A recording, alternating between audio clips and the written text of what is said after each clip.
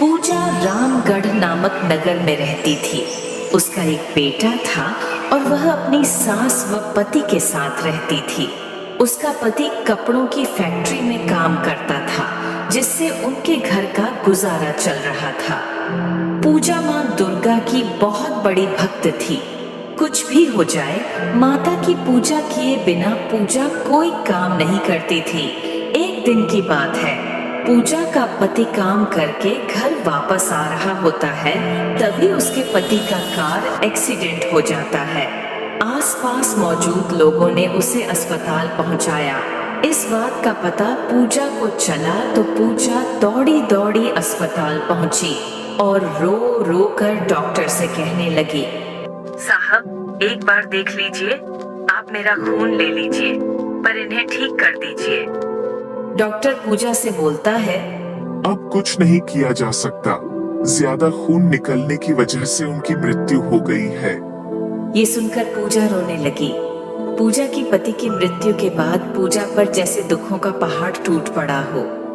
पूजा के घर में खाने को कुछ नहीं बचा तथा बच्चे कुछ पैसों से बच्चों की स्कूल की फीस भर सकती थी या तो खाने के लिए कुछ ला सकती थी। पूजा काम की तलाश में निकल पड़ी, लेकिन उसे कहीं पर काम नहीं मिला। काम की तलाश करते करते रास्ते में उसे गोलगप्पे की तेरी देखी। उसने सोचा, यह तो मुझे बनाने भी आते हैं और रिंकू के पापा को यह बहुत पसंद भी थे, क्यों ना मैं इसको ही बनाकर भेजूं। पूजा यह सोच ही रही थी कि उसे माँ दुर्गा का मंदिर दिख जाता है। वह मंदिर में जाकर बैठ जाती है और माता रानी से बोलती है, रानी आप तो सब जानती है, आप मेरी परेशानी को हल करने में मेरी सहायता कीजिए। इतना कहकर वह घर के लिए रवाना हो जाती है। घर जाकर अपनी सास को वह बोलती है, माँ जी मैंने सोचा है कि मैं गोलगप्पे की ठेली लगा लूं। उसकी सास बोली, बेटा तू जो करना चाहती है वो कर, लेकिन इसके लिए पैसे कहाँ से आएंगे? पूजा, माँ जी मैं सोच रही हूँ अपने गहने गिरवी रख दूं, गोलगप्पे बेचकर जो पैसे आएंगे उसी से हम घर का गुजारा कर लेंगे। पूजा अगली सुबह अपने जेवर बेचकर पानी पूरी बनाने का सारा सामान और एक ठेली किराए पर ले लेती है। पूजा गोलगप्पे बनाकर पहले दिन बेचने के लिए जाती है। पहले दिन उसकी बिक्री न के बराबर होती है। पूजा दुखी हो जाती है। दूसरे दिन भी पूजा की बिक्री नहीं होती है।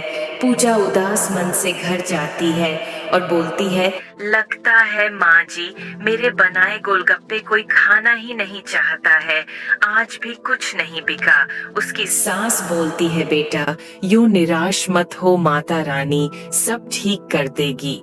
अगले दिन पूजा अपने तेली लगाने जा रही थी, तब उसने सोचा, आज तेली कहीं और लगा कर देखती हूँ, शायद आज कुछ बिक जाए।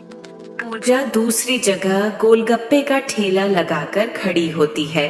तभी वहाँ एक गरीब औरत आ जाती है और बोलती है, बेटा मुझे खाने को दे दो, यहाँ कोई भी मुझे कुछ खाने को नहीं दे रहा। मेरी बेटी को गोलगप्पे खाने की इच्छा है और मेरे पास इसको खरीदने के लिए पैसे नहीं है। पूजा उसे औरत को गोलगप्पे पैक करके दे देती है।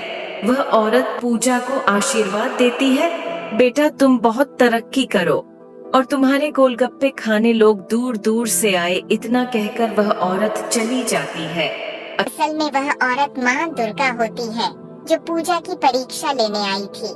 माँ दुर्गा के लिए आशीर्वाद से पूजा की थैली पर भीड़ लगने शुरू हो गई और कुछ ही घंटे में पूजा के सारे गोलगप्पे खत्म हो गए।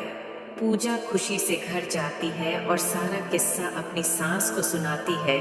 उसकी सास बोलती है, बेटा लगता है तेरी भक्ति की शक्ति से माँ दुर्गा भी इतनी प्रसन्न हो गई कि तेरी सारी समस्याओं को उन्होंने दूर कर दिया।